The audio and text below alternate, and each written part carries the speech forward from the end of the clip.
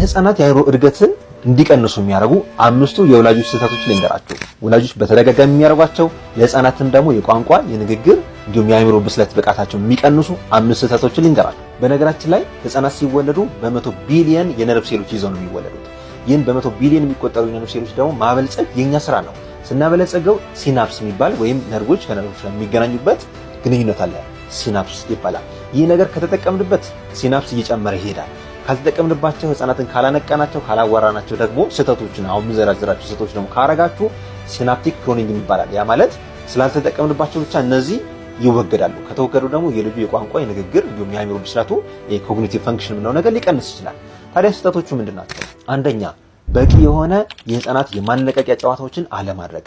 ይህ ነገር ህፃናት ገና ከተወለዱ ይጀምራል። ስለዚህ ምንድነው የምናደርገው? ልክ እንደተወለዱ ማናገር ይጀምራል። ልክ 2 ወር 3 ወር 4 ወር አካባቢ ደግሞ ድምጾች እንዲያስመስሉ እያዋራን ማጫወት አለብን።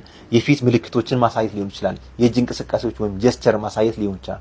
ማጨብጨብ ሊሆን ይችላል። ፒኬቡ ወይም አየሽ ሊሆን ይችላል። እነዚህ ጨዋታዎችን ካላደረግን ካላነቃናቸው ካላዋራናቸው ቋንቋቸውም ንግግራቸውም እንዲሁም ሌሎች የአእምሮ ብስለታቸው ሊቀንስብን ይችላል። ሁለተኛው ስህተት በቂ የሆነ የእንቅልፍ ሰዓት ለህፃናት አለመመደብ። ህፃናት አእምሯቸው እንዲያድግ በጣም ወሳኝ የሆነ ነገር 3 ነገሮች ያስፈልጓቸዋል። አንደኛ እንቅልፍ፣ ሁለተኛ ምግብ፣ ሶስተኛ የቤተሰብ እርዳታና ጨዋታ። እነዚህ 3 ነገሮች ከተሟሉ አብዛኛው የህፃናት አእምሮ እድገት እያደገ ነው።